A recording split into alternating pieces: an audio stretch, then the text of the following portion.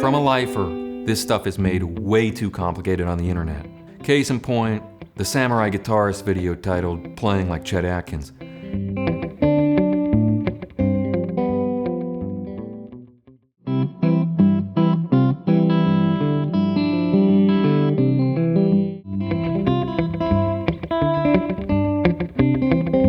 Contains information on Chet's style ranging from flat out wrong. It's also referred to as Travis picking after the great Merle Travis. And I'm definitely not learning the bass part, then learning the melody and hoping I can somehow magically play them together. Using tabs makes this so much easier to visualize and break down. And once I've spent enough time learning it this way, then I can start hearing that melody and the bass part as separate entities within one. And if the chord is rooted on the E string, you'll often hear something like this, alternating between the notes on the E and the A string, the root and the fifth in this case. Lou Perkins of Johnny Cash's band.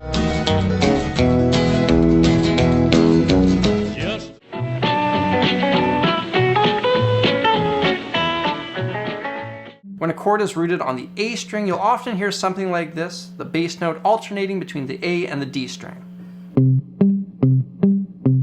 I really think you're just making a much too big a thing out of it. Making a big thing out of it would have been a good idea.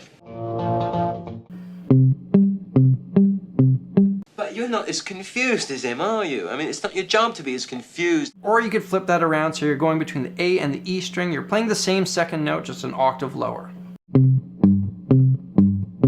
No, you've seen enough of that one.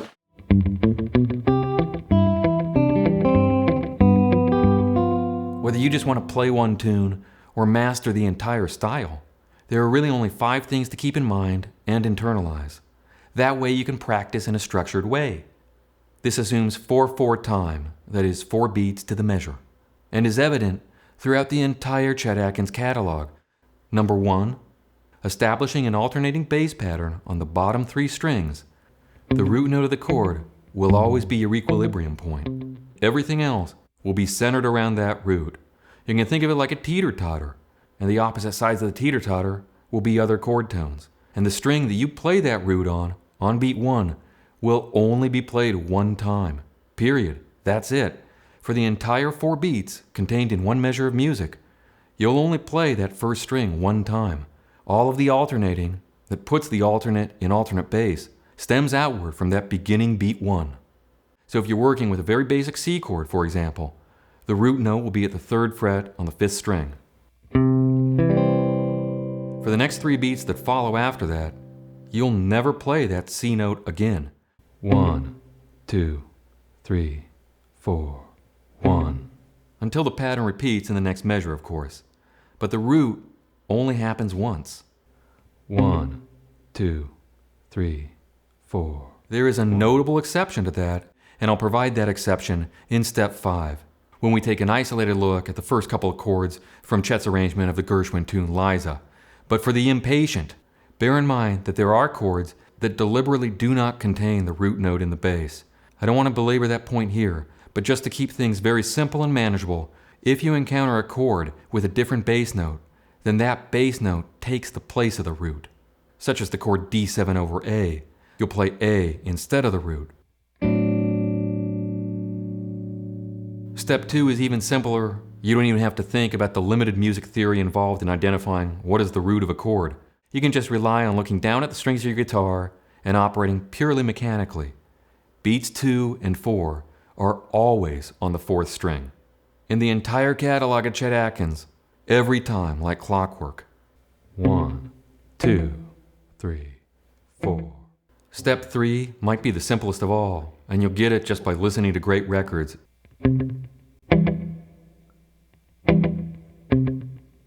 Sometimes, on beats 2 and 4, when your thumb pick is on the 4th string, you'll strum through and hit the 3rd string alongside it. Other times, it'll be clean and only the 4th string will sound. When to do that and when not to do that is a bit intangible, but it has a lot to do with the feel and the attitude and the groove. The best way to internalize that is listen to the greatest players. Listen to Chet.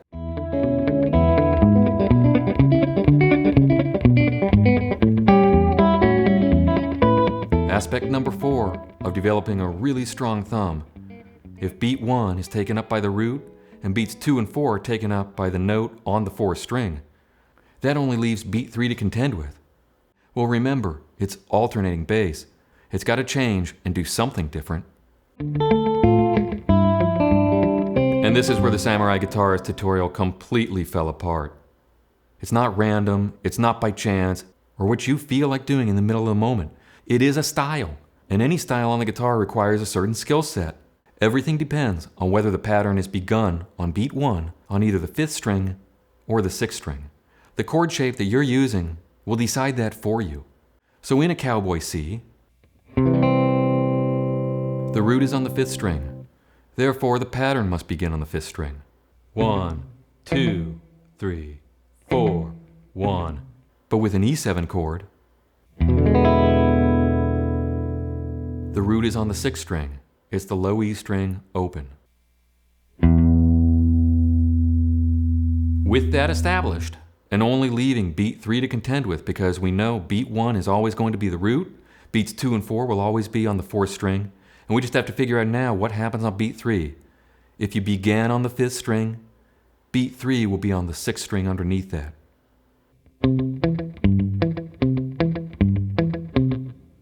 But if you began on the low E string, such as out of the E7 shape, beat 1 is spoken for on the low E string, beats 2 and 4 are still spoken for on the 4th string. 1, 2, 3, 4. What are we going to do on beat 3? Well, it'd better alternate and do something different. So that only leaves the 5th string. Beat 3, play the 5th string. 1, 2, 3, 4, 1. If you began on the 6th string way down low, beat 3 must be the note on the 5th string directly above.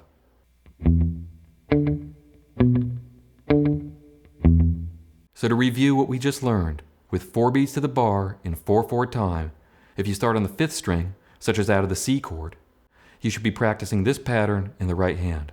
1, 2, 3, 4, 1.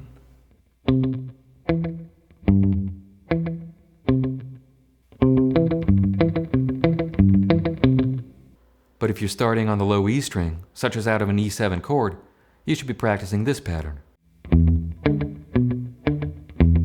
Those are the only 2 alternating bass patterns throughout the catalog of Chet Atkins, not accounting for the other things he played, like the little music box, the great classical guitar pieces that he interpreted, or the other approaches he would take in things like his arrangement to Lady Madonna, Beatles tunes that he played. But insofar as the traditional alternating bass thumb picking goes, those are the only 2 patterns. 1, 2, 3, 4, 1.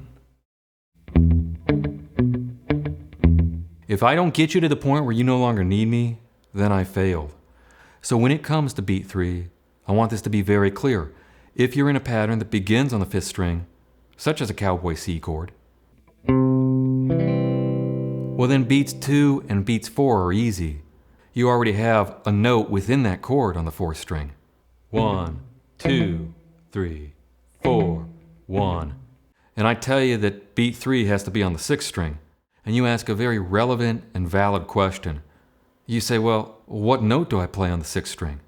When we look at the chord shape, we don't really see a note contained in the chord itself down on the 6th string.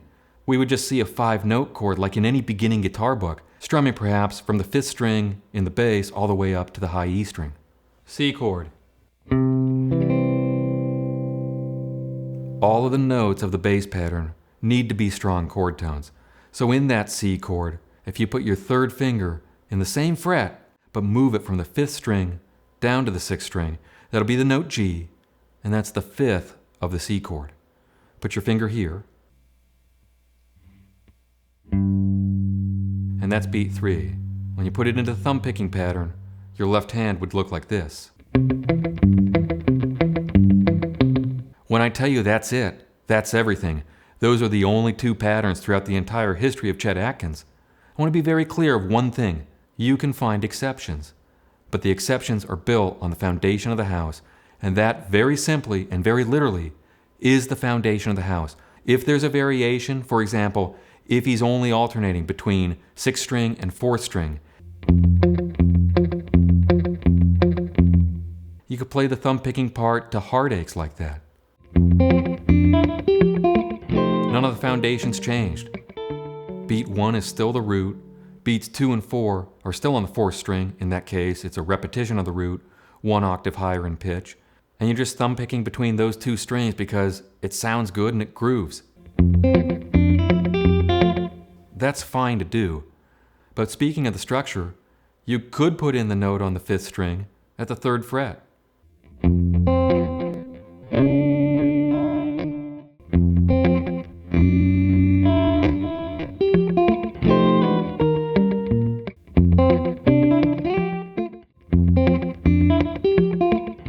And for one more final exception, when I've told you that if you begin the pattern on the 5th string, then on beat 3 you'll go to the string underneath that, that's because 99% of the time that happens. But ultimately what matters is the sound and the chord tones. It's the chord tones that are creating the effect, not which string you're playing those chord tones on. So in a rare case, like when he's playing in the key of D, like on Chet Atkins at Home when he's playing the tune Vilja. In that case, even though the thumb picking pattern began on the 5th string, it's better economy of motion in the left hand to just make beat 3 the open A string instead of moving your pinky down to the 6th string. In a case like that, it's a mechanical exception, but it's not a musical one. The pattern is still identical, but mechanically, because of the layout of the guitar, you got away with just lifting the finger up and playing the same string but open. All of the exceptions that I can point you towards are not random. They're exceptions built on these 5 core concepts, which lead straight into the 5th and final step and component of the style. What is the harmonic rhythm of the piece of music that you're playing? The harmonic rhythm is simply how fast do the chords change. Suppose it's only 2 bars on something like Freight Train. You're going to be repeating that pattern. But if the harmonic rhythm is faster and the chords change sooner, these patterns that we've just gone over always begin anew from the chord that you go into. So on something like the Gershwin tune Liza, beat 1 is a G chord, here's the G chord. Beat 3 is a D7 over A. Hand goes into this position.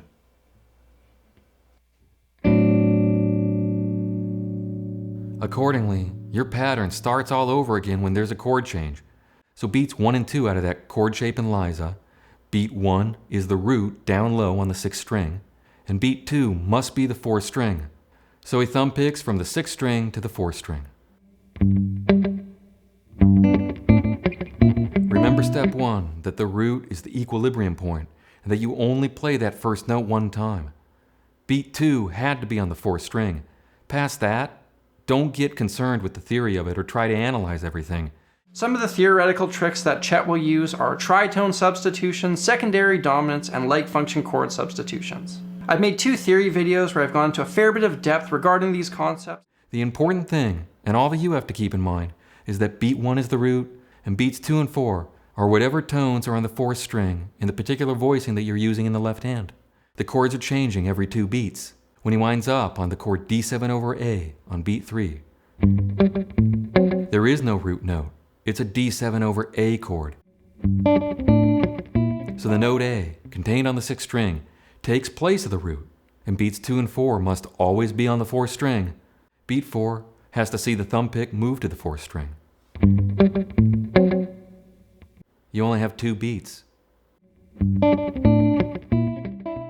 Those are the 5 components of thumb picking, and you'll find them time and time again. That's it. That's the entire pattern.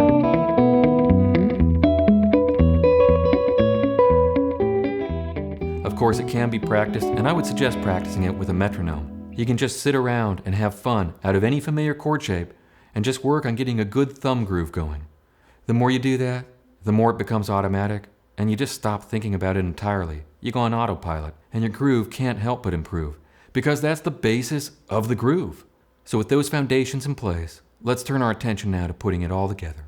Certainly one of the greatest living guitar players, acoustic, electric, whatever, of all time, watching another one of the greatest living guitar players of all time. Watching the two of them. My very dear friend and a man that is one of my very favorite guitar players. Would you welcome Jim Nichols? Thank you so much for being a lifetime member on the site and for suggesting this. This is going to make for a great video. Richard Smith, you are the man. But what we're going to try and do now is filter some of those views, some of those subscribers to this channel. That's www.youtube.com/Richard Smith Music. That's what you're looking at right now. Please subscribe and help me out. Inspire me to make more videos from the road. The two of them.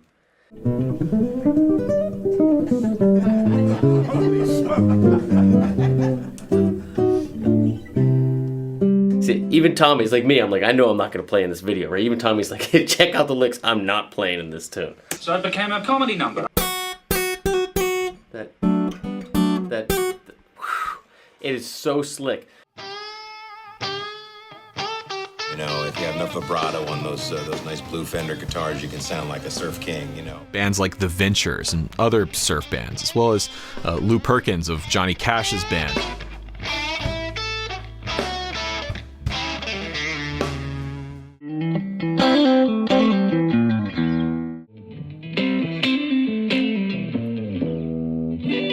The minor pentatonic scale with a flat 5. Going to the E minor, but This is my position, okay? I am not managing it with you or any other woman, especially one who dresses like an Australian's nightmare. So f*** you and f*** all of you, because I quit. Can